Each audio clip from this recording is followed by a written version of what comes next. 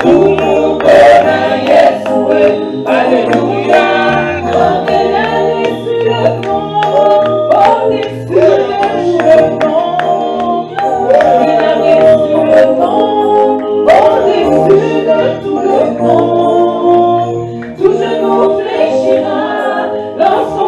parlera de l'agneau.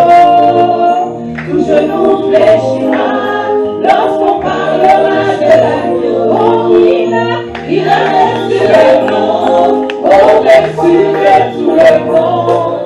Jésus, il a reçu le nom au-dessus de tout le monde. Tout genou fléchira lorsqu'on parlera de l'agneau. Tout genou fléchira lorsqu'on parlera de l'agneau. Oh Jésus, il a reçu le nom au-dessus de tous les noms. Jésus a reçu le nom au-dessus de tous les noms. Tout genou fléchira lorsqu'on parlera de l'agneau. Tout genou fléchira lorsqu'on parlera de l'agneau. Oh alléluia, Hosanna, alléluia, Hosanna, alléluia,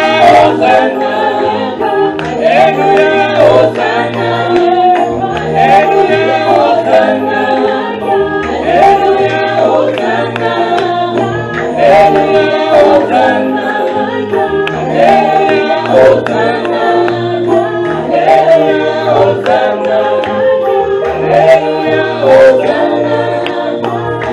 alléluia, Hosanna, alléluia, Hosanna, alléluia, Hosanna.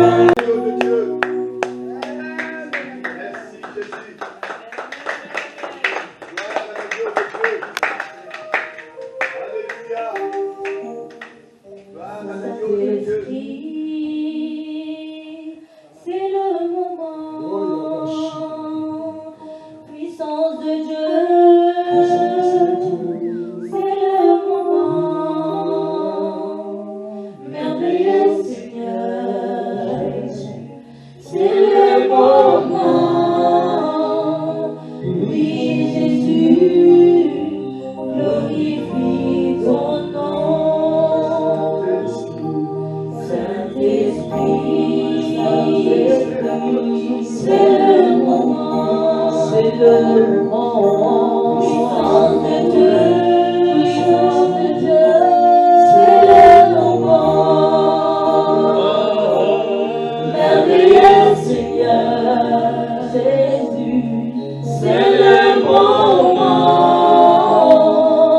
oui Jésus, glorifie son nom.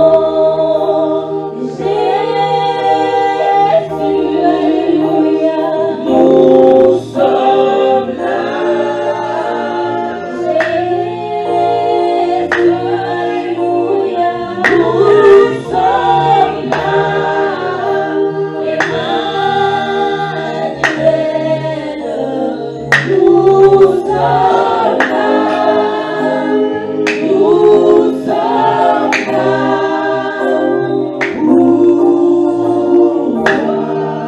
Nous voulons prier, nous voulons remettre l'œuvre de Dieu, nous voulons remettre la parole de Dieu. Hier, nous étions là, nous avons parlé sur l'abondance, la grâce. L'homme de Dieu va parler dans nos cœurs sur le sacrifice. Nous voulons disposer notre cœur, nous voulons nous la mettre entre les mains du Seigneur.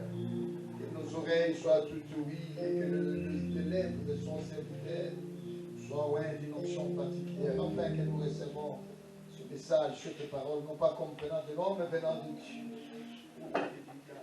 Esprit Saint de Dieu, tu es présent, Saint-Esprit de Dieu, Saint-Esprit de Dieu, nous comptons sur toi, nous comptons.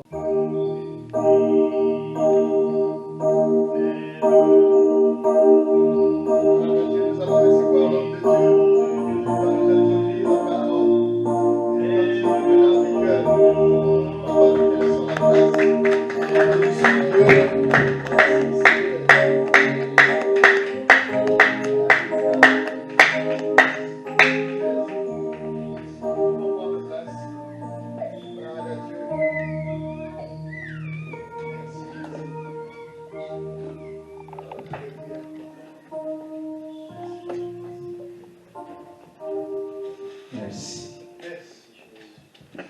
pouvez acclamer pour le Seigneur.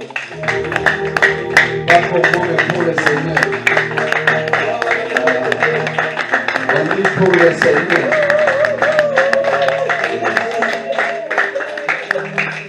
Amen. Amen. Que le Seigneur vous bénisse.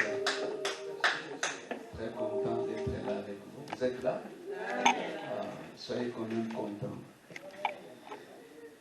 David dit, lui, on lui disait, il était dans la joie quand on lui disait d'aller. Mais toi, tu es déjà. Tu dois être plus content que celui qui n'est pas encore là. Vous êtes là? Ça, c'est très beau. Que le Seigneur vous bénisse. Hier, j'avais parlé sur l'abondante grâce. Je vais résumer en des mots. J'avais défini la grâce comme étant, premièrement, comme une faveur imméritée et non obligée. La grâce, c'est une faveur qu'on fait à quelqu'un qui n'a pas de mérite. Selon les critères des hommes, tu es écarté, mais selon la grâce, on t'introduit là. Deuxièmement, j'avais dit la grâce, c'est l'alliance de Dieu avec les hommes. S'il y a l'alliance que Dieu a fait avec Israël, ça s'appelle l'alliance de la loi. Et l'alliance que Dieu a fait avec nous par Jésus s'appelle la grâce. Donc quand on parle de la grâce, ce n'est pas seulement la grâce est toute une alliance. Vous êtes là? C'est l'alliance. Celui qui est dans la grâce, c'est celui qui est dans l'alliance avec Dieu. C'est le régime dont Dieu est en train de diriger l'Église. Ça s'appelle la grâce. Et j'avais dit, si chaque alliance est soutenue par des promesses, la grâce aussi a ses promesses. Il n'y a pas d'alliance sans promesse. Ce qui fait la force d'une alliance, ce sont des promesses. Dans l'alliance de la loi, les promesses étaient là. Si vous lisez Deutéronome 28, si tu obéis, si tu obéis, si tu obéis, si tu obéis, si tu obéis. C'est-à-dire les promesses de la loi, de l'alliance de la loi, pour l'expérimenter, il faut obéir. Mais je me suis posé la question, si Moïse qui a reçu la loi, il était incapable d'obéir, et alors mais dans l'alliance de la grâce, on ne dit pas si tu obéis. Dans l'alliance de la grâce, on dit si tu crois. C'est deux choses différentes. Dans la loi, on dit si tu obéis. Et dans la grâce, on dit si tu crois. La Bible dit si vous imposerez les mains aux malades, les malades seront guéris. Ce n'est pas quelque chose d'obéir, mais de croire à cette promesse. Si tu crois, cela ne devient rien. Et la faiblesse de notre Église actuellement, c'est les gens nous introduisent dans les choses de la loi dont nous sommes incapables d'obéir. Voilà, quand vous lisez la Bible, il y a une partie plus de la loi. Des fois, si tu ne comprends pas, aux sur l'époque, on a vu sur ça. Et on a lu un verset hier, Paul dit, si ceux qui cherchent la justification par la loi sont séparés de Christ. Et la grâce ne leur sert à... C'était ça, n'est-ce pas? Oh, vous êtes là? Amen. C'était Galates chapitre 5, verset 4, c'est ça? Si vous cherchez la justification dans la loi, vous êtes séparés de Christ. Donc il y a des gens qui viennent à l'église et sont séparés de Jésus. Il y a aussi des églises. Les pasteurs les ont séparés de Jésus sans le savoir. Quoi qu'ils disent Jésus, Jésus avec de leur vie. Pourquoi? Parce qu'ils se sont introduits dans les choses de la loi, les rituels de la loi. Attention, attention.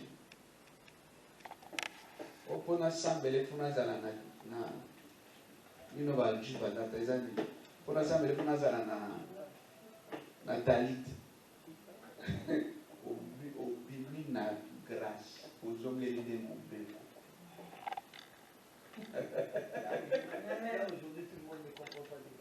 ok, je me comprends. Non, si tu pries tout simplement parce qu'il faut avoir talit, tu rentres dans la loi, la grâce ne te sert à rien.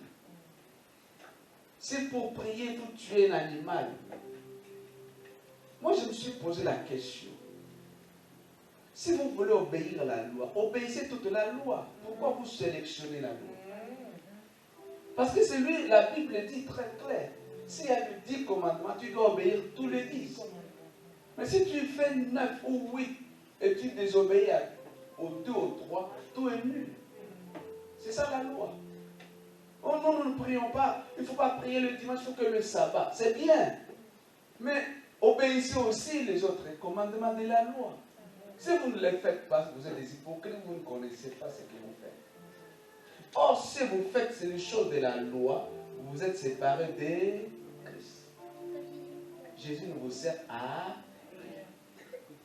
Vous êtes déchus de la grâce. Voilà pourquoi il faut toujours faire attention. Regardez, ceux qui nous introduisent dans le judaïsme, ils vous séparent de Jésus. J'insiste encore là.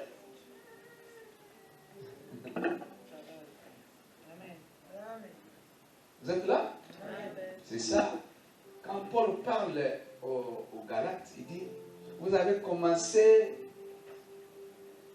par un esprit et vous finissez par la chair. Il disait à quoi? Il disait aux chrétiens des Galates de l'époque, parce qu'on on a amené les pratiques de la loi à l'église de Galates. Maintenant, Paul leur dit non, nous, on a commencé avec les choses de l'esprit qui est de la grâce. On ne peut plus finir avec la chair qui est les choses de la loi. C'est ça que Paul voulait dire. Il y avait l'introduction du judaïsme, des choses de la loi à l'église chrétienne. Paul dit non, non, ça ce n'est pas du chrétien. Nous, on a commencé à l'esprit. Dans la loi, il n'y a pas le Saint-Esprit. Mais dans la grâce, il y a le Saint-Esprit.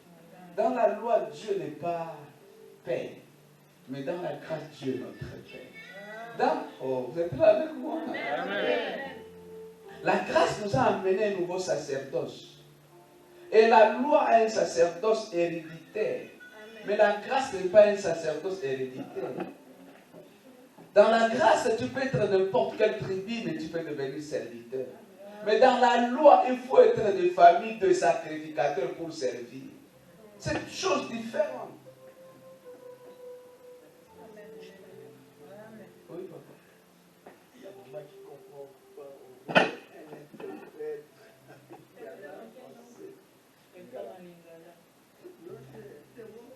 C'est bon, maman. Oh, merci. Voilà. Donc, la loi, dans la loi, nous ne sommes pas héritiers et co-héritiers de Christ. Mais c'est dans la grâce. Dans la grâce, nous sommes des frères de Jésus. Dans la grâce, nous sommes des serviteurs. Nous sommes du sacerdoce royal. Mais la loi, non. Dans la loi, personne ne peut servir Dieu si tu n'es pas de la famille du sacrificateur. Mais dans la grâce, ce n'est pas ça. Tu peux être Moulouba, tu peux être Mtisi, tu peux servir Dieu.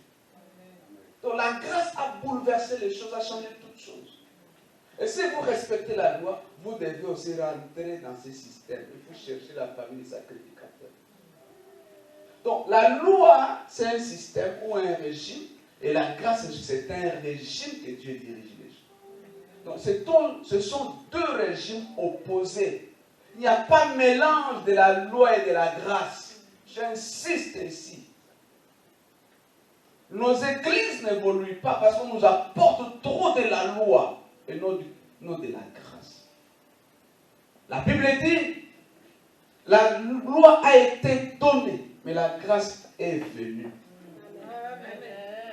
Lui-même est venu. Mais la loi, on vous a donné. On peut vous donner n'importe quoi. Mais quand quelqu'un vient, lui-même s'identifie. Ce sont des choses différentes. Vous êtes là? Amen. Donc la grâce, comme je l'ai dit, c'est une alliance que Dieu a fait avec nous par Jésus-Christ. C'est une alliance.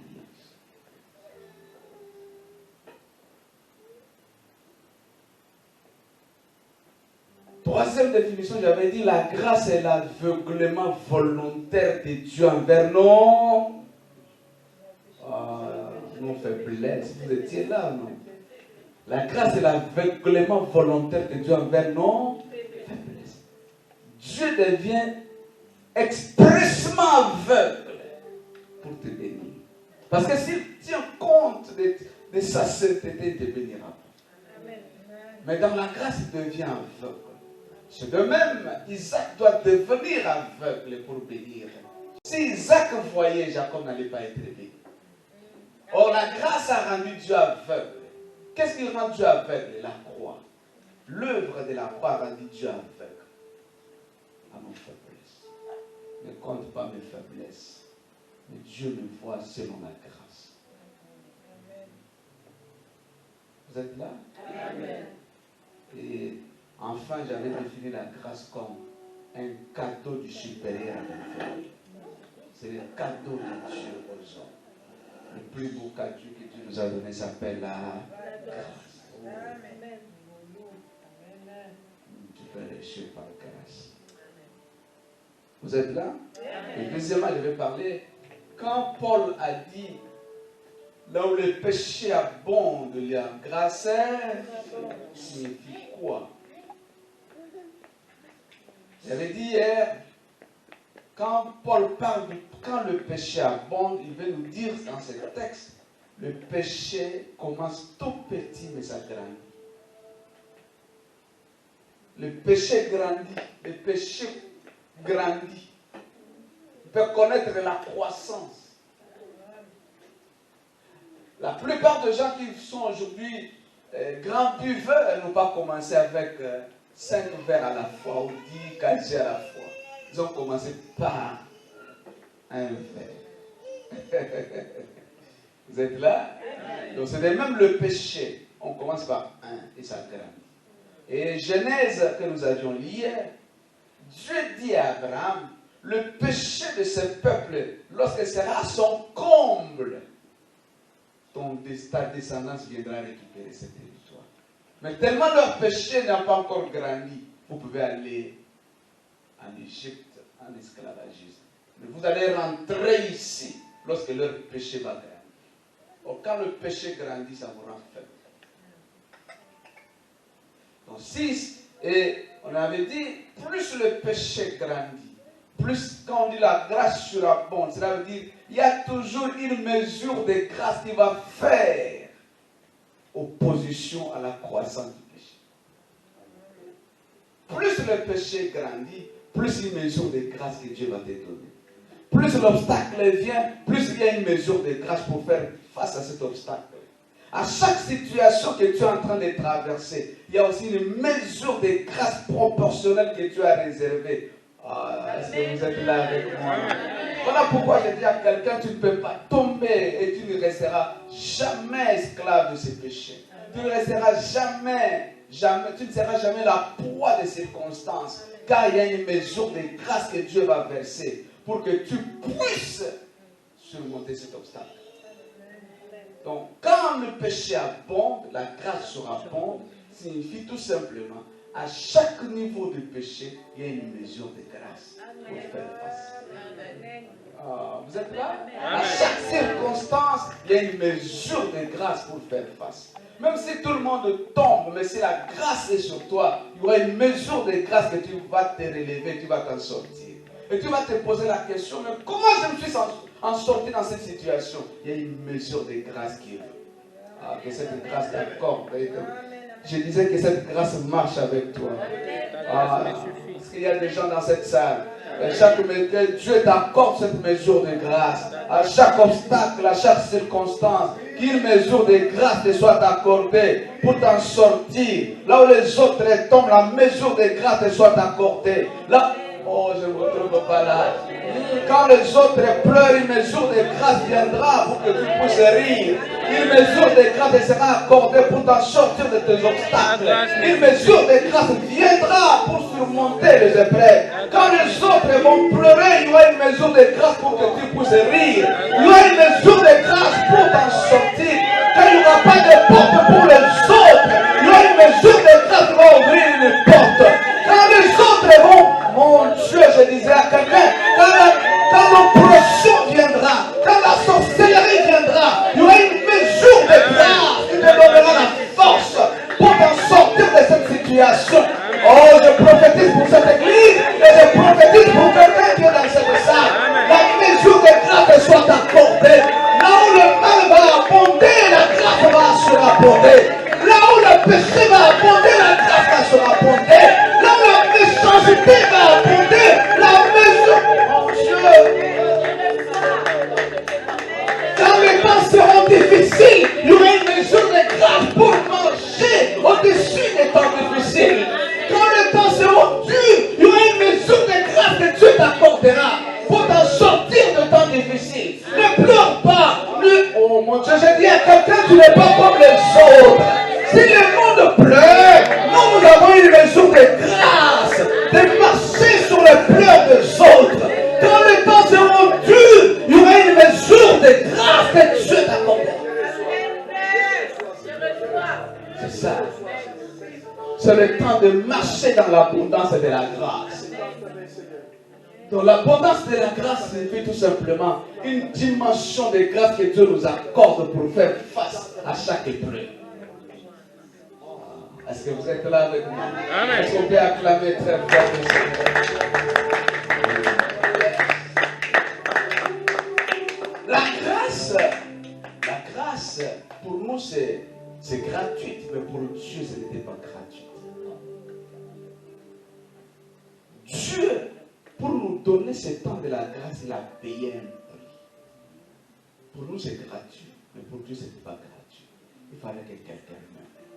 Il fallait un sacrifice qui s'appelle Jésus. Voilà, je ne peux pas vous sacrifice.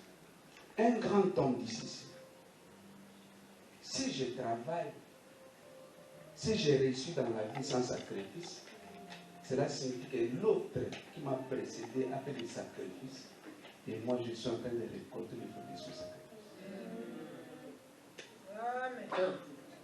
Si j'ai réussi dans la vie sans sacrifice, cela signifie qu'il y a quelqu'un qui est venu avant moi. Lui, il a fait des sacrifices et moi je fais que récolter le fruit de ce sacrifice.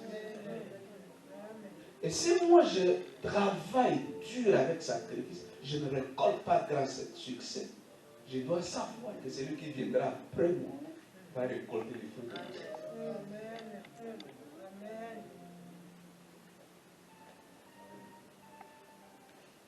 Celui qui veut aller plus loin dans la vie, s'il ne comprend pas la notion du sacrifice, il ne peut pas aller loin.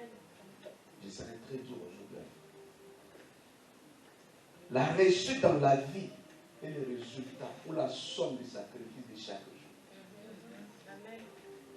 Mais il ne faut jamais penser au succès en négligeant l'amour sacrifice.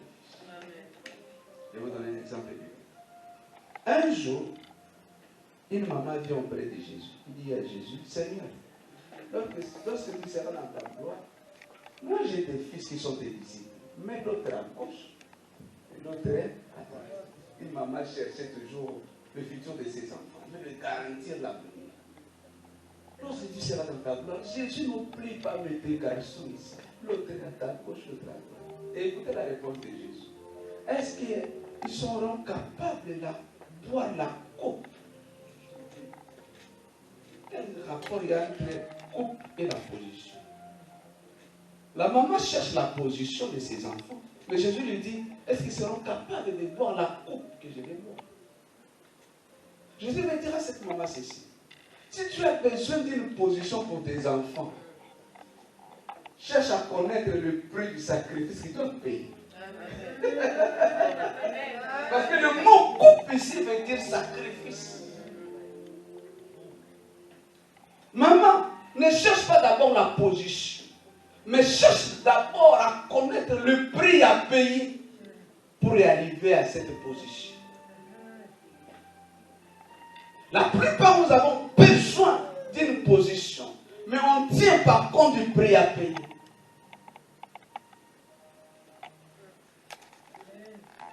Vous êtes là? Amen.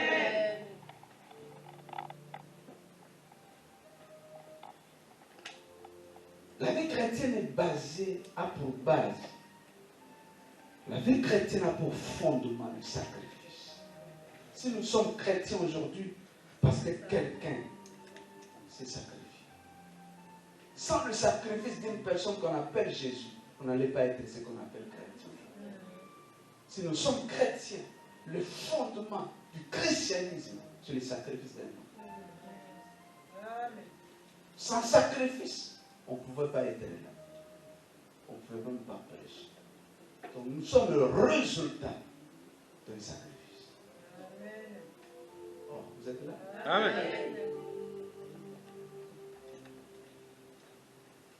C'est que chacun de nous doit savoir le sacrifice présent que tu es en train de faire détermine ton futur. Toute personne qui aspire au succès, toute personne qui aspire à la gloire doit connaître la place du sacrifice dans sa vie.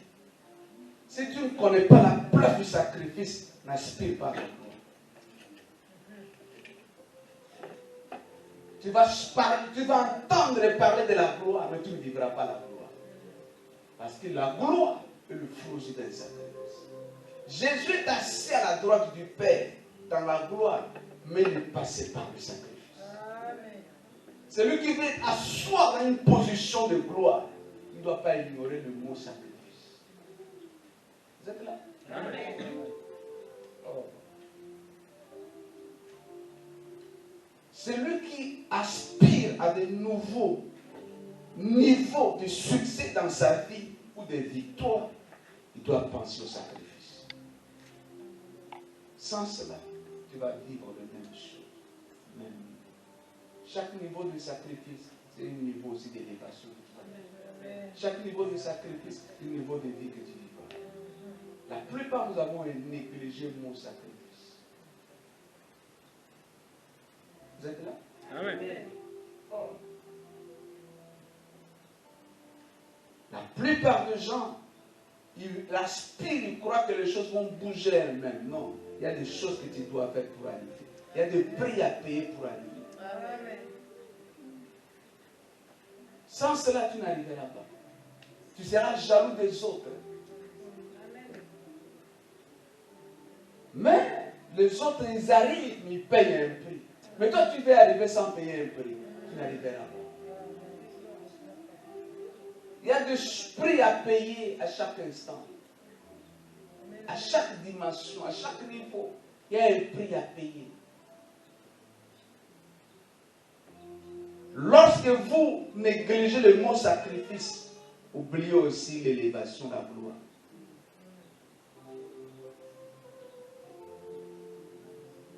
Vous êtes là? Amen. Lorsque Dieu vous demande de vous sacrifier, vous devez savoir qu'il y a un meilleur qui vous attend. Dieu ne vous imposera pas, ne vous demandera pas de faire un sacrifice s'il n'y a pas un meilleur qui vous attend. Amen. Donc le meilleur vous attend, il vous dit, fais ceci. Abraham, si on parle aujourd'hui d'Abraham dans une position, si on parle d'Abraham aujourd'hui, parce qu'Abraham a sacrifié. Abraham, c'est le nom du sacrifice. Premièrement, Abraham sacrifie sa patrie, sacrifie son père, sa mère, ses relations. Et Dieu lui dit, va. C'est un sacrifice. S'il n'avait pas accepté de sacrifier, il ne pouvait pas devenir. Pour devenir, il devrait sacrifier. Même à 100 ans, à 99 ans, Dieu demande à Abraham à sacrifier Isaac. Ici, Dieu ne tient pas compte de l'âge. Même à cet âge-là, mais Dieu dit sacrifie, sans tenir compte de son âge. Vous connaissez qui était Isaac pour Abraham? Isaac a attendu, et Abraham a attendu Isaac pendant 25 ans de mariage avec son épouse. 25 ans d'attente. Ça veut dire si la femme d'Isaac, Sarah, pouvait aller dans toutes les cultes de prière, sujet de prière, c'est quoi? Isaac. Imposition de main partout, sujet c'est quoi? Isaac. Donc s'il doit écrire un projet de société, son projet de société c'est qui? C'est Isaac. Donc Isaac était le tout pour lui. Maintenant Dieu lui dit lorsque cet Isaac est né, va me le sacrifier. Autrement, Dieu veut dire à Abraham, il pouvait dire à Abraham, Abraham pouvait dire, mais je suis déjà à l'âge, tu peux me prendre. Mais pourquoi ce petit garçon? Prends-moi, je suis déjà Dieu. Laisse le petit vivre. Mais Dieu demande à Abraham Isaac. Est-ce que Dieu avait réellement besoin d'Isaac? Dieu avait besoin de comprendre le cœur d'Abraham. Est-ce qu'Abraham aime les dons ou les donateurs? La plupart des gens, nous faisons des sacrifices pour nos besoins, non pour Dieu. Mais Dieu veut dire à Abraham, je n'ai pas besoin de dons seulement d'Isaac, mais j'ai besoin de connaître l'état de ton cœur. Mais Abraham prouve à Dieu, ce n'est pas Isaac qui est important pour moi, mais c'est toi. C'est pour le sacrifier. C'est lui qui me l'a donné, c'est toi. C'est lui qui m'a donné, c'est toi. Tu veux encore le prendre. Mais ma relation avec toi, c'est plus important. Donc Isaac ne peut pas mettre l'obstacle entre moi et toi. Et à cet âge-là, Dieu lui demande Isaac. Mais Abraham te prie pour Dieu. À tel âge, Dieu lui demande Isaac. Frère, ce soit la vie chrétienne. Tu ne peux pas exceller sans vivre le sacrifice. Vous êtes là? Amen. Vous êtes là? Amen. Vous savez, quand on voit tout est bon, on mange bien, les gens oublient le sacrifice. Non. La vie chrétienne est basée sur le sacrifice. C'est très important. Dieu récompense tout sacrifice. Tout ce que vous allez faire comme sacrifice pour Dieu ou pour son œuvre, Dieu vous récompense. À chaque fois que le sacrifice vous paraît difficile, rappelez-vous qu'il n'y a aucun travail en vain pour Dieu. Tout ce qu'on fait pour Dieu a un salaire. Tout ce qu'on fait pour Dieu, il n'y a pas de gaspillage. Tout sacrifice pour Dieu, il n'y a pas de gaspillage. Rien de ce qu'on fait pour Dieu sera un gaspillage. Il y aura toujours une récompense. Chaque effort, chaque acte d'obéissance va toujours être écrit dans les annales célestes pour toi. Je disais, ça va être écrit dans les annales célestes. Même l'abolition du péché est le fruit du sacrifice. Il a ôté le péché. Mais ce n'est pas pour rien. Ça devrait coûter la mort de quelqu'un. C'est un sacrifice. Il y a ce qu'on appelle quelqu'un sacrificateur. C'était des gens engagés pour servir Dieu. Mais leur seul travail, c'était quoi? Sacrifier. Donc, si Dieu doit payer quelqu'un qu'on appelle sacrificateur, c'est tout simplement parce qu'il fait des sacrifices. Donc, tout sacrifice a un salaire, a un prix. Vous êtes là? Amen. Je disais, Jésus-Christ est assis à la gloire du Père parce qu'il est passé par le sacrifice. Il n'y a pas de gloire sans sacrifice. Il n'y a pas de service sans sacrifice. Il n'y a pas d'élévation sans sacrifice. Il n'y a pas de grandeur sans sacrifice. Amen. Amen. Le sacrifice est le chemin de grandeur, chemin de gloire. Même le monde, même dans le monde, les gens ne deviennent pas ce qu'ils sont. Rien. Ils font toujours des sacrifices. Même dans les occultismes, il y a du sacrifice. Donc c'est une loi naturelle. Celui qui l'oublie, il oublie la grandeur dans sa vie. Vous êtes là? Amen. Oh, vous êtes là? Amen. Lisons un verset. Daniel chapitre 9, verset 27. Quelqu'un peut nous aider à lire rapidement.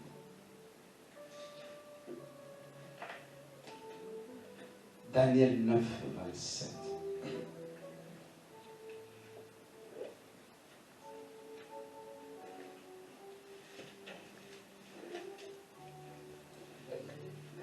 Lisons la parole de Dieu dans le livre de Daniel, chapitre 9, verset 27. Le titre, Prière et confession de Daniel. Un sous-titre, Les 70 semaines, verset 29. 27, verset Ah pardon, verset 27.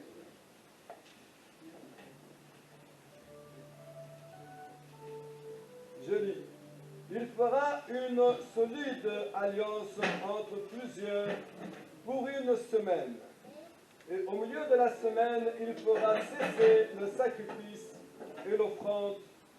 Le dévastateur commettra des choses les plus abominables jusqu'à ce que la ruine et ce qui a été résolu fondent sur le dévastateur. Merci. Ici, on parle lorsqu'il y aura la grande tribulation. Vous êtes là? Amen. Ici, l'Église, il y aura la grande tribulation. La grande tribulation est divisée en deux. 3 ans et demi, 3 ans et demi. Ça fait 7 ans. Dans la Bible, quand on dit une semaine, on parle de 7 ans. 7 ans, on appelle ça une semaine. Vous êtes là? Amen. Oh, vous êtes là? Il là, pendant la moitié de la semaine, ça veut dire 3 ans et demi, le dévastateur ou l'antichrist, il viendra se proclamer comme Dieu. Et lorsqu'il va se proclamer comme Dieu, la première des choses qu'il dira, fini le sacrifice. Fini les offrandes.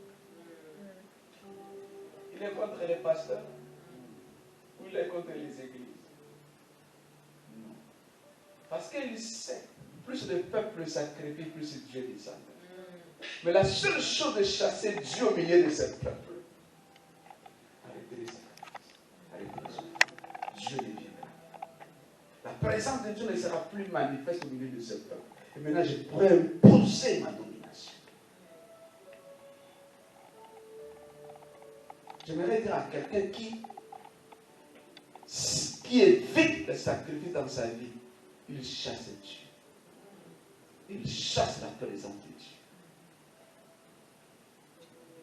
Tu favorises le mal, tu favorises la sorcellerie, tu favorises le péché, tu vas favoriser l'occultisme, tu vas favoriser le ténèbre et tu vas chasser Dieu. Mais plus il y aura de sacrifices, plus la présence de Dieu sera mise. Vous êtes là? Amen. Donc, l'Antéchrist comprenait la valeur du sacrifice. Tellement il connaît la valeur du sacrifice. Dit, pour que ce peuple soit éloigné de Dieu, il faut leur cesser le sacrifice. Donc, plus vous négligez le sacrifice, plus vous négligez la présence de Dieu dans votre vie.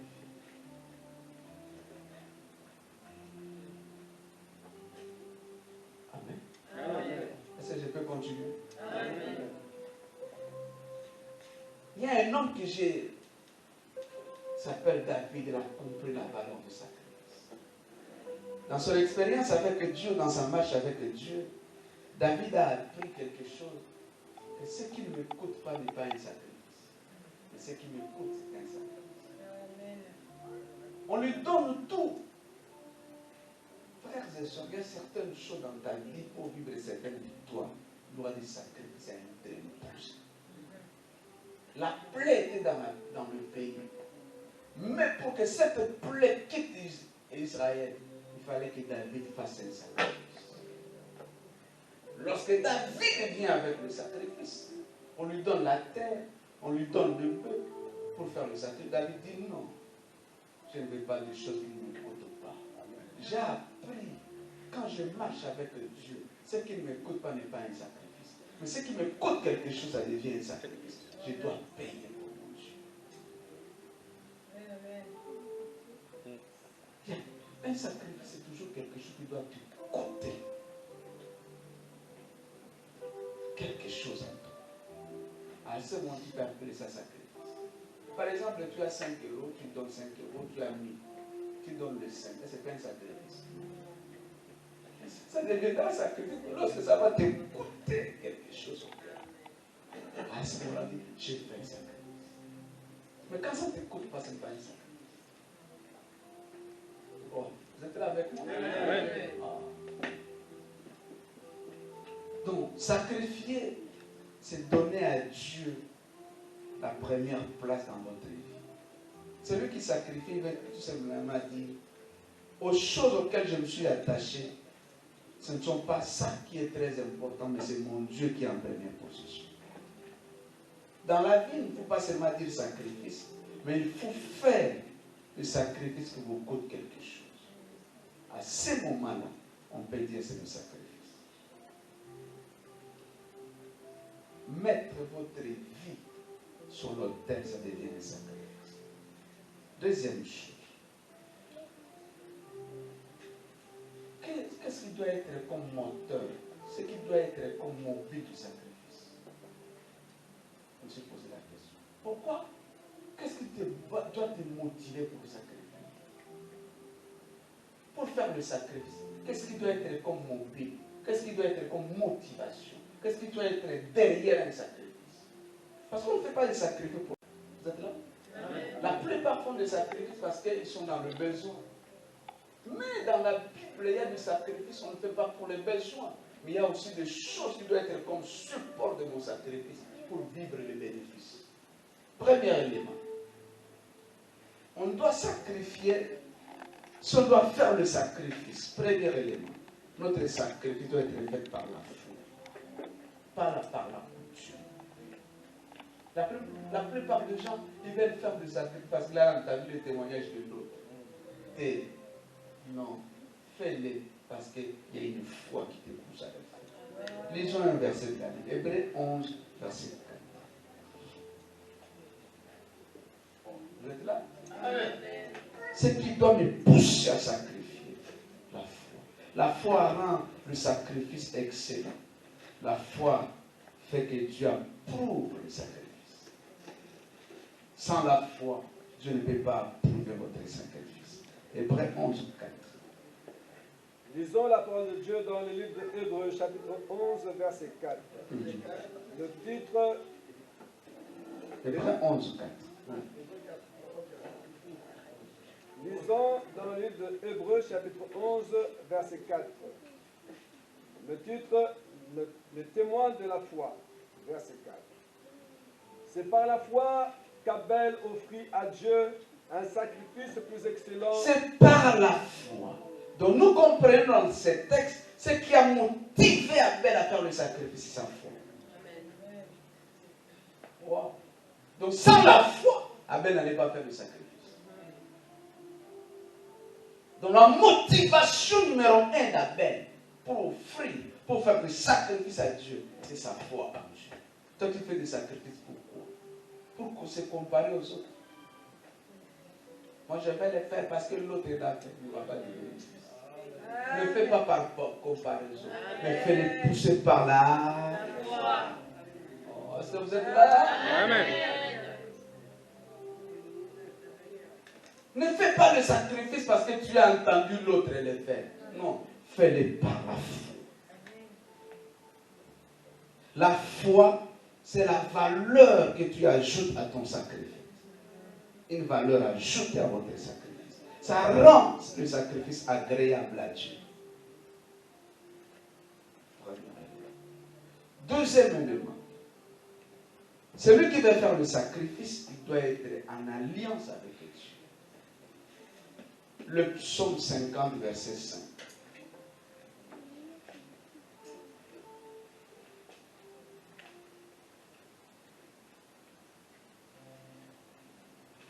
Psaume 50, verset 5.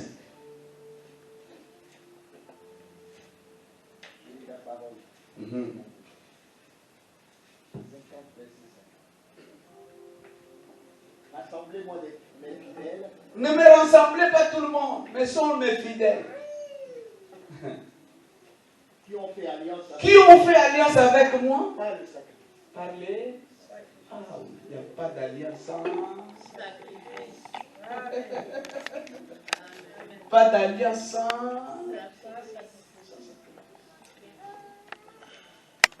Même l'alliance de la grâce qu'on a fait avec Jésus. Dieu a fait l'alliance de la grâce par Jésus. Cette alliance a pour base de...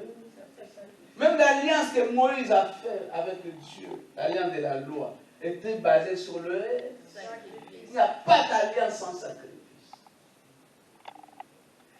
Rassemblez-moi le fidèle, pas tout le monde, mais ceux qui ont fait alliance avec moi par le sacrifice. Celui qui veut faire l'alliance avec Dieu, sous bassement doit être un sacrifice.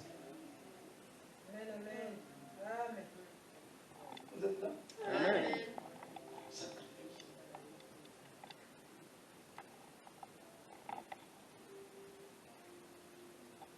Même dans le mariage, quand on fait l'alliance avec une femme, il y a toujours un sacrifice qu'on doit payer.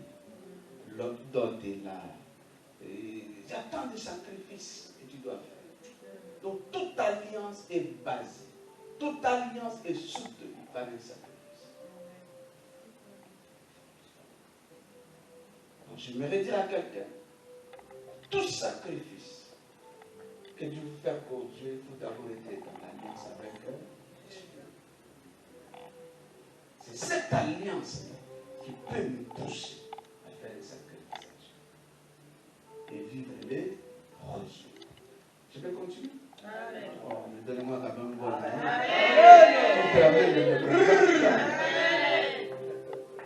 Ça n'arrive même pas jusqu'ici. Là.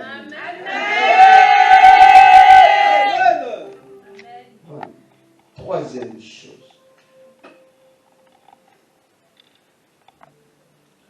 Frères et sœurs, même Noé, lorsqu'il fait alliance avec Dieu, lorsqu'il sort de l'âge, il devrait faire quoi? Sacrifice. Et cette alliance nous donne le signe de arc-en. Il n'y a pas d'arc-en-ciel s'il n'y avait pas de sacrifice.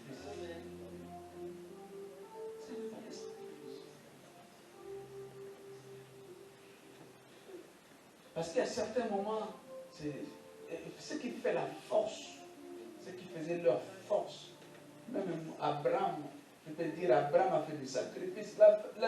Le fait d'avoir quitté et aller dans l'inconnu, c'est un sacrifice.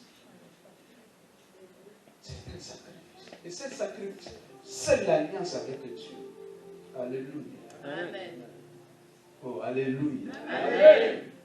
Et à chaque instant que vous êtes en alliance avec Dieu, et vous faites des sacrifices, sachez-le, il y aura des résultats.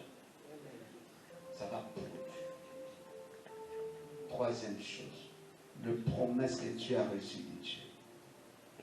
Les promesses. Ne faites pas de sacrifice sans promesse. Il faut qu'il y ait une promesse qui assure le sacrifice de Dieu. Je vais donner un exemple. Ésaü et Jacob. Un bon matin, le papa dit, cherche-moi un gibier, je vais te bénir. Ésaü sort pour aller chercher quoi? Mais la maman sait qui Dieu a donné la promesse pour être le plus grand. Pour maman qui doit dominer. Ça veut dire Jacob a une promesse, oui ou non? Jacob a une promesse, oui ou non? Est-ce qu'Ésaü a la promesse? Donc, Ésaü peut aller chercher, ne trouvera pas. Son sacrifice ne produira rien. Mais lorsque Jacob fait le sacrifice, tellement il y a la promesse, il va recevoir. Donc, le sacrifice de Jacob est différent d'Ésaü. Le sacrifice de Jacob va produire des résultats. Parce que maman connaît la promesse que celui qui va dominer le plus grand, c'est celui-ci. Donc lorsqu'il va apporter les sacrifices auprès de son père, il y aura des résultats. Voilà pourquoi quand Ésaü viendra après, papa dit, j'ai déjà donné à ton frère. Malgré son sacrifice, d'aller chercher des gibiers, ton frère a déjà récupéré. Mais pourquoi lui n'a pas récupéré? Parce qu'il n'avait pas la promesse de dominer. Donc tout sacrifice doit être assis sur une promesse. Vous savez, il y a des gens qui font des sacrifices pour lui. Tu t'accroches à quelle promesse par rapport à ces sacrifices? Amen. Parce que si tu as une promesse et tu fais le sacrifice, tu t'accroches à cette promesse, tu es bien là. Donc Jacob a le droit d'hériter la promesse parce que la promesse était déjà sur lui. Et la bénédiction viendra. Et son sacrifice aura un sens. Son sacrifice a un soubassement qui s'appelle la promesse. Que tu domineras ton frère. Donc même si Jacob avait apporté les légumes, son père allait les bénir. Même si Jacob Jacob avait apporté quelque chose de rien. Même si c'était que de l'eau seulement, son père allait le bénir. Parce que son sacrifice a un soubassement qu'il a promis. Mais Esaü pouvait apporter n'importe quelle grande chose. Mais sans promesse, il ne sera pas béni. Donc tout sacrifice doit avoir un soubassement qu'on appelle promesse.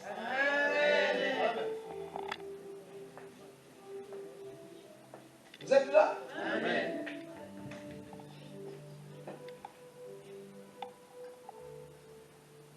Le sacrifice.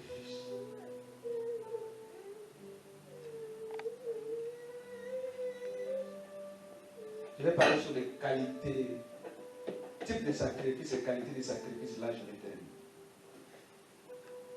Vous savez, chaque religion font des sacrifices. Hein? Chaque religion, toutes les religions du monde font des sacrifices. Aucune religion ne fait pas de sacrifices. Tout.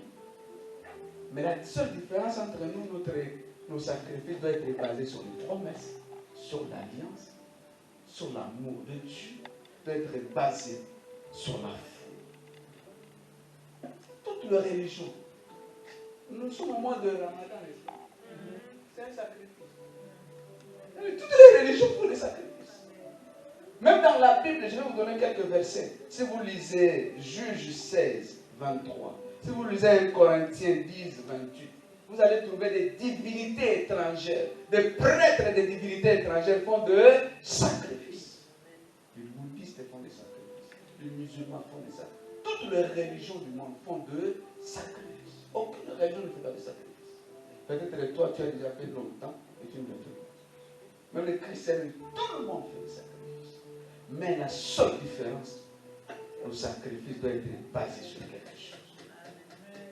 Notre sacrifice, la dernière chose doit être basée sur le grand sacrifice de la croix de Jésus. Je fais le sacrifice parce qu'il y a un grand sacrifice qui s'appelle la croix. Donc mon sacrifice n'est pas au-dessus du grand sacrifice, mais mon sacrifice est sous bassement du grand sacrifice qu'on appelle la croix. Troisième point, pour terminer à la fin. Type d'homme et de sacrifice. Lisons deux versets, là je vais arriver. Un Proverbe 15, 8, Papa peut nous dire. Des types de sacrifices. Et enfin, je parle de qualité de sacrifice. Nous allons prier. La plupart ont perdu l'esprit des sacrifices. Que Dieu la donne encore ça, cela. Au nom de Jésus. Je disais au nom de Jésus. Je disais cela au nom de Jésus. Yes. Proverbe 15, 8. La prière, écoutez-moi, la prière marche de pair avec le sacrifice. Élie ne peut pas prier s'il n'y a pas un sacrifice. La prière marche de pair avec le sacrifice. Quand Élie prie avec le sacrifice, les résultats sont rapides.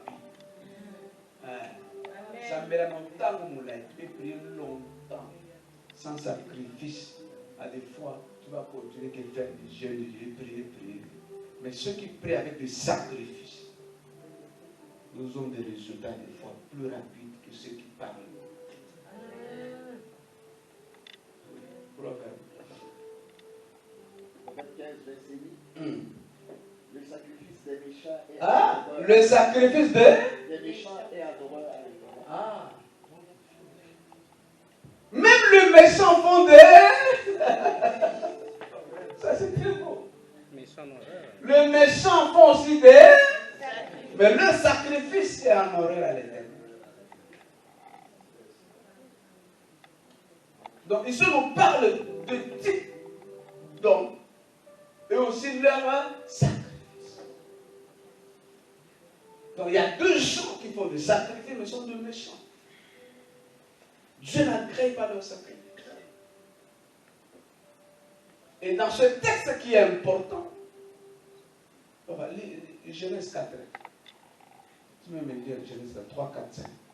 Dans le sacrifice, écoutez-moi important ici. Dieu n'agrée pas que le sacrifice. Il grée d'abord l'homme qui fait le sacrifice. Si tu es un méchant, ton sacrifice aussi est méchant. Genèse 4. Partie verset 4. 3, même partie verset 3. Je lis au nom de Jésus, Genèse 4, partie verset 3. Même Caïn a fait un sacrifice, mais ce n'était pas agréable. Parce que c'était un méchant. Au bout de quelques temps, Caïn fit à l'Éternel une offrande des fruits de la terre, et Abel, de son côté, en fit une des premiers-nés de son troupeau et de leur graisse. Continue. Ah, là, je vais revenir encore. L'Éternel porta un regard favorable sur Abel. L'Éternel porta le regard favorable sur, on dit sur son offrande, sur son sacrifice, sur qui? Sur la personne. Et sur, d'abord sur la personne, et ensuite sur son sacrifice. Si tu es méchant, tu donnes le sacrifice, ce ne sera pas agréable. Quelle que soit la grandeur de ton sacrifice. Parce que Dieu tient d'abord compte de l'individu qui sacrifie. Et ensuite de son sacrifice. Oh, vous êtes là? Amen. Tu marches dans le péché, mais tu veux faire des sacrifices. Tu marches dans le péché. J'ai 3 jours. Oh. Ta vie n'est pas correcte. Soigne cette vie-là, que ça soit d'abord correct. Afin de faire des sacrifices. Donc Dieu ne sera pas intimidé de ton sacrifice tant que toi tu n'es pas bon. Amen. Oh. Amen. Est-ce que vous êtes là? Donc Dieu tient compte d'abord de l'individu qui fait le sacrifice et ensuite il a créé le sacrifice de l'homme. Reviens au verset 4. C'est là où je vais terminer sur les qualités du sacrifice. L'offrande du sacrifice. Amen. Nous lisons au nom de Jésus. Et Abel de son côté en fit une des premiers-nés. Écoutez, Abel fit un des. Son pluriel n'a pas donné un seul. Donc plusieurs premiers-nés. Donc s'il avait 50 brebis, il regarde tous les premiers de 50. Il sacrifie à Dieu. Si c'était 100, sur le 100, il regarde tous les premiers-nés des 100. Donc c'était au pluriel. Plusieurs. Mais ce qui est important, ce n'est pas d'abord le nombre. Continue. L'Éternel porta un regard favorable sur Abel et sur son offrande, mais ne porta pas un regard favorable sur Caïn. Donc tu ne portes pas le regard sur Caïn, parce qu'il est méchant de cœur. Et quand tu es rejeté, et ton offrande aussi est rejetée. Amen. Donc quand Dieu rejette l'individu, quel que soit son sacrifice, Dieu le rejette. Toi et ton sacrifice. Donc Dieu rejette. D'abord, Dieu n'a pas rejeté l'offrande de Caïn, mais Dieu a d'abord rejeté la personne de Caïn.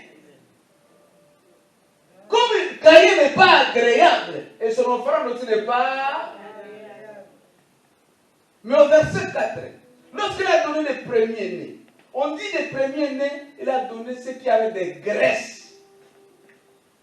On dit encore le fruit de son troupeau. 2 choses importantes. Le fruit de son troupeau, ça veut dire le fruit de son travail. Troisièmement, la graisse. Graisse, ça veut dire la qualité. Mon Dieu. On ne donne pas à Dieu parce qu'il faut donner. On ne doit pas faire des sacrifices parce qu'on doit le faire. Mais quelle est la qualité que Dieu apporte dans ton sacrifice? Amen. Vous savez, j'aime une femme dans la Bible. Si vous lisez, c'est lui ou Dieu. On dit, la femme, Suzanne, l'intendant était l'intendant de Pharaon. Suzanne, femme de l'intendant de Pharaon. Et les autres femmes accompagnaient Jésus.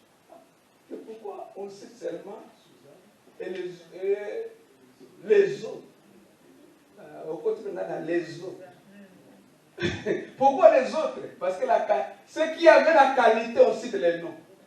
Mais ceux qui ne donnaient pas de qualité,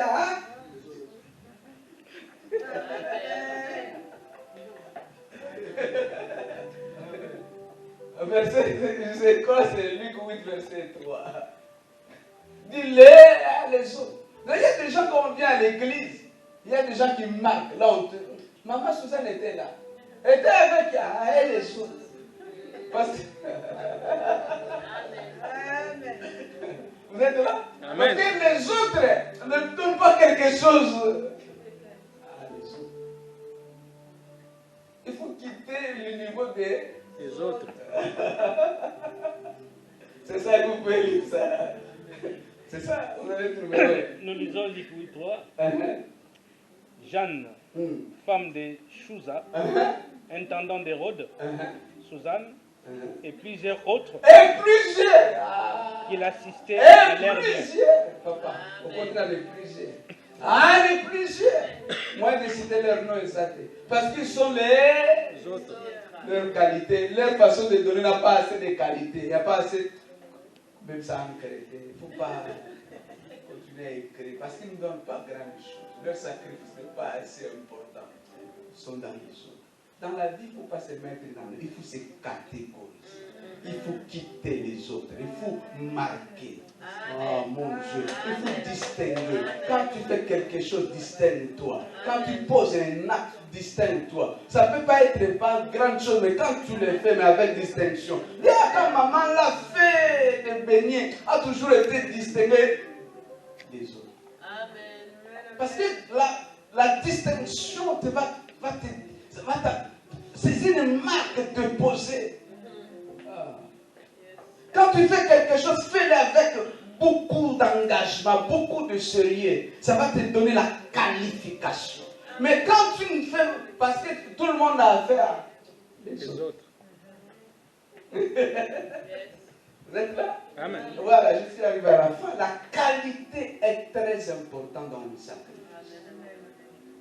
Dieu tient pas seulement compte du sacrifice, mais il tient aussi compte de la qualité. Ce que tu fais comme sacrifice. Si le sacrifice est une offrande, quelle est la taille, la qualité de ton offrande? Si c'est un jeûne de prière, si c'est quelque chose que tu fais, la qualité est exigée. La qualité du point de vue spirituel, ça doit être une vie de sanctification. La qualité du point de vue, c'est que tu donnes, ça doit être quelque chose de valeureux. Voilà pourquoi David dit, je ne peux pas donner des choses qui ne me coûtent pas. Pour David, il doit faire ce qui est de la qualité. Dieu ne tient pas seulement compte de la quantité, mais il tient d'abord compte de la qualité. La qualité de la vie que tu mènes est très importante. Sacrifier mon corps comme un sacrifice vivant.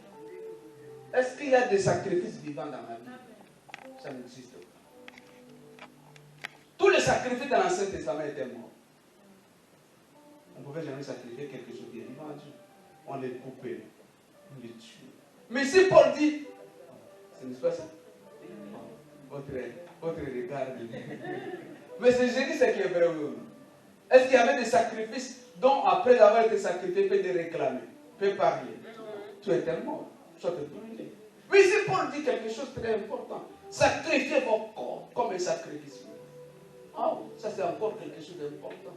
Paul veut nous dire dans ce texte, le corps n'accepte pas le sacrifice. Le corps a ses caprices. Quand on dit jeûner, quand on dit non, j'ai faim. Ça veut dire que le corps a des caprices contraires au sein de l'esprit. Maintenant, Paul veut nous dire, c'est ton devoir.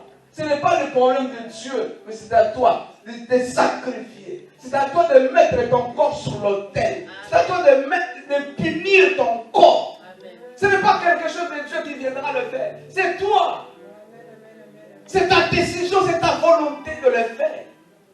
Il dit, sacrifiez vos corps. C'est à toi de dire ce que mon corps me dit de le faire, je le refuse. Au moment de manger, je dis, mon corps dit mange, mais non, je ne mange pas. Mais là, c'est mon problème de mettre mon corps sur l'autel. Et quand Paul parle de sacrifier mon corps comme un sacrifice vivant, il parle de sacrifice. Autrement, il dit, consacrez-vous à Dieu. Consacre ton corps à Dieu. Consacre ta vie à Dieu.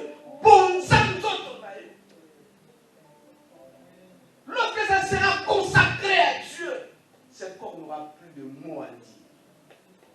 À ce moment-là, Dieu deviendra le patron du corps.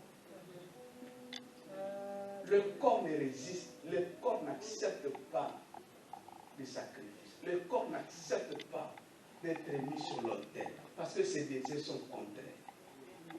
Mais ici, on te donne un devoir, c'est à toi d'offrir ton corps. de consacrer ton corps, de discipliner ton corps, d'obliger ton corps. Si tu ne l'obliges pas, le corps te va tenir dans les erreurs. C'est ton devoir. Je termine. C'est ton travail. C'est ton devoir. Oh, vous êtes là? Amen. C'est le prendre de Dieu. C'est à toi de faire ton corps comme un sacrifice. De consacrer ton corps. Si tu la consacres, ce corps sera mort devant Dieu. Et quand le corps est mort, on n'a plus de réclamation à faire. Dieu devient le patron de ton corps. Le sacrifice nous aide afin que Dieu prenne le dessus. L'esprit prend le dessus. Et le corps, le désir du corps cesse d'être le maître de notre corps. Je suis arrivé à la fin. J'insiste. Dans ce monde où le mal règne, sans les sacrifices, tu n'ira pas. Tu ne peux pas marcher avec Dieu, aller loin avec Dieu. C'est une vie du sacrifice. Tu seras normal comme tout le monde. Tu seras ordinaire comme tout le monde. Mais tu ne vas pas impacter ta génération. Dans la marche avec Dieu, si tu veux aller plus loin, il faut adopter une vie du sacrifice. Tu vas impacter. Mais si tu veux être normal, ne fais pas le sacrifice. Mais tu veux être distinct, le sacrifice est obligatoire.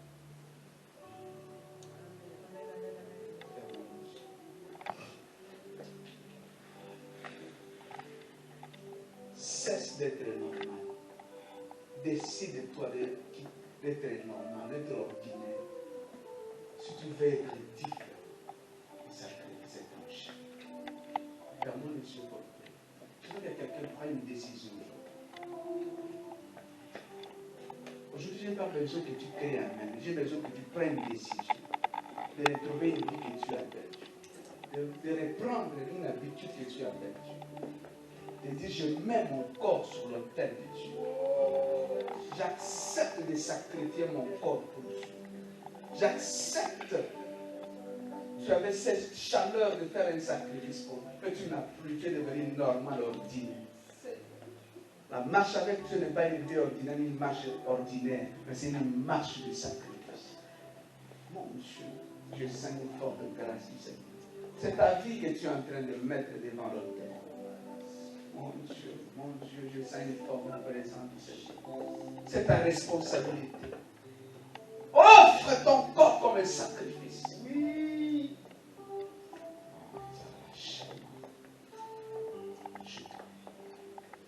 Consacre-toi, dis Seigneur, me voici. Me voici. Me voici encore.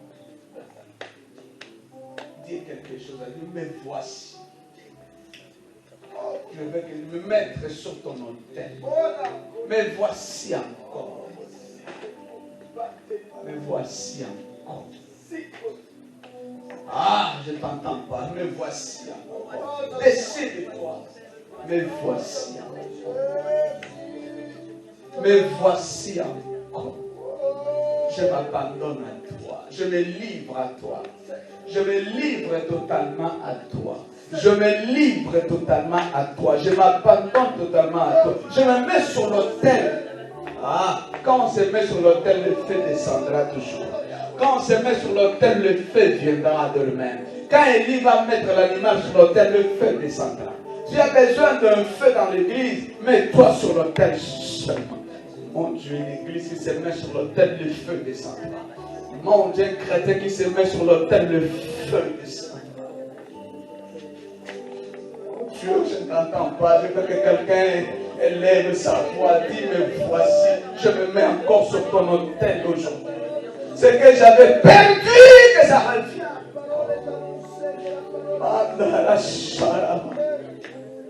Je me livre totalement à toi. Je me livre. Ah, je me livre. Je m'abandonne à toi. Je me livre, me voici. Je me livre. Je ne t'entends pas prier. Je me livre. Je vais cesser d'être ordinaire. Je cesse d'être ordinaire. Je me livre à toi. Je me livre à toi. Je me livre à toi. Mon Dieu, je ne t'entends pas prier. Je me livre à toi. Ne regarde pas ton apparence, ne regarde pas ton âge, ne regarde pas ce que tu gagnes, ne regarde pas les difficultés qui t'entourent, ne regarde pas, mais livre-toi.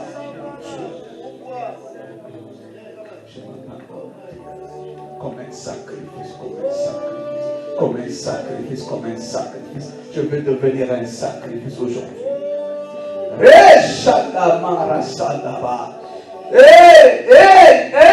Mon Dieu, mon Dieu, mon Dieu. Je ne sais pas si tu es là. Je ne sais pas si quelqu'un veut encore se renouveler cet engagement avec Dieu. Quelqu'un veut encore renouveler une vie de sacrifice avec Dieu. Tu l'as perdu, tu dis Seigneur, me voici. Ton corps t'imbuit dans les erreurs, ton corps t'imbuit dans le péché, ton corps t'imbuit dans le bêtise, ton corps t'imbuit dans les distractions inutiles. Dis, mais voici, je livre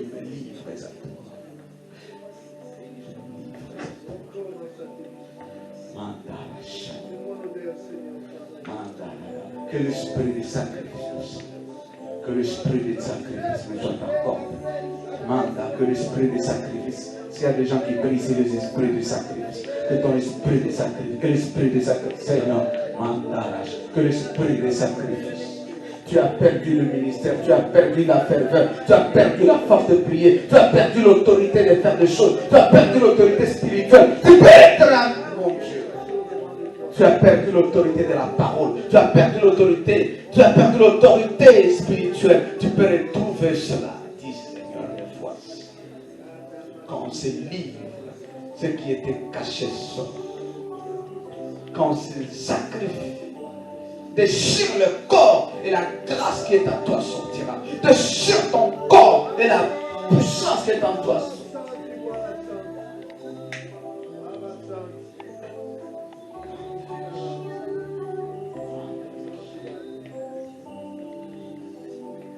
Disons avec moi, Seigneur Jésus, nous abandonnons à toi. Nous livrons à toi. Aujourd'hui, au nom de Jésus. Amen. Est-ce qu'on peut acclamer le Seigneur? Merci.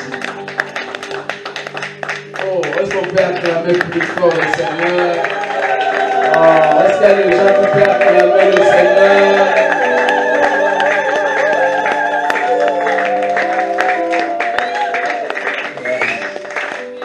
Amen. Allez lire ça dans la maison, vous allez voir Gédéon. Gédéon, juge 7, ils ont mis des cruches de feu dans les cruches. Cruche est fait par terre, par les salamines à ma vie, par les argiles qu'on a fait des cruches. Mais dans les cruches, on a mis du feu. Mais lorsque on dit épée pour Gédéon, ils ont déchiré les cruches et le feu est sorti. Ça, c'était une cruche. En toi, il y a le feu. Mais le feu ne peut pas sortir si on n'a pas encore déchiré. Mais pour déchirer, c'est par le sacrifice que nous déchirons ce corps. Pour que les grâces, les dons qui sont en nous sortent. Sans cela, ça ne sortira pas. Que le Seigneur vous bénisse. Et bénisse aussi.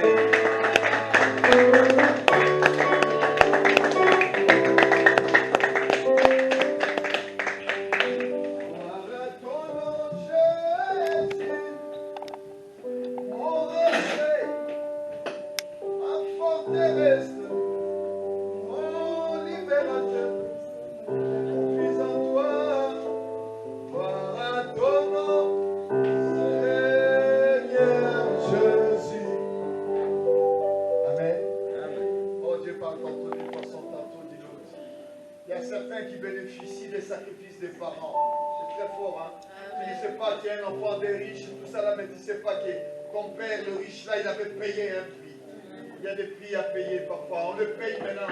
Si toute la génération d'aujourd'hui, on vous parle là pour les enfants. C'est un sacrifice. Vous ne savez pas, on est venu ici, on est là en Europe, vous êtes nés en Europe, oh, les enfants. Mais c'est beau pour venir en Europe. Il y avait des sacrifices qu'on avait payés. Il y avait des sacrifices qu'on avait payés. Il fera cesser. Je me suis toujours posé la question, pourquoi il ne fera pas cesser ça, il ne fera pas cesser ça. Mais il fera cesser le sacrifice. Daniel 9, verset 7. On a toujours verset 27. Il fera cesser le sacrifice. Il ne va pas t'empêcher autre chose, mais les sacrifices, les offrandes. Tu n'arrives jamais à donner l'offrande, tu n'arrives jamais à donner la dîme, tu n'arrives jamais à te sacrifier, tu n'arrives jamais. À prendre de bonnes résolutions, mon âme. Merci, homme de Dieu. Amen.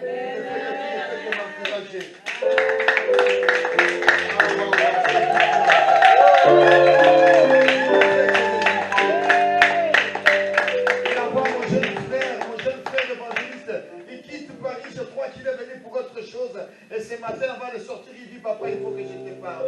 Et quand il me parle, je dis, mais tu confirmes la chose. Il me dit, et toi tu le confirmes. J'ai dit, waouh. Je parle tantôt d'une autre, tantôt. Je ne suis pas dans les rêves. Je ne suis pas un aveugle. Je sais où je vous compte. Un aveugle ne peut pas conduire un aveugle. Un aveugle ne peut pas conduire un aveugle. Je ne suis pas un aveugle. Venez avec moi. Suivez-moi. Je vous amène sur le bon port. Je ne veux pas vous amener là-bas. Je vous amène. Je sais que la finalité, c'est l'éternité et dans le paradis. Ah non. Je vois mal que je vous amène pour aller en enfer. Ce n'est pas ce que j'ai été appelé. Gloire à Dieu. Amen. Prions le Seigneur comme une seule personne. Mettons-nous debout. On va faire maman. Va voir le pasteur là-bas à l'extérieur. Parle avec lui. Dis-lui.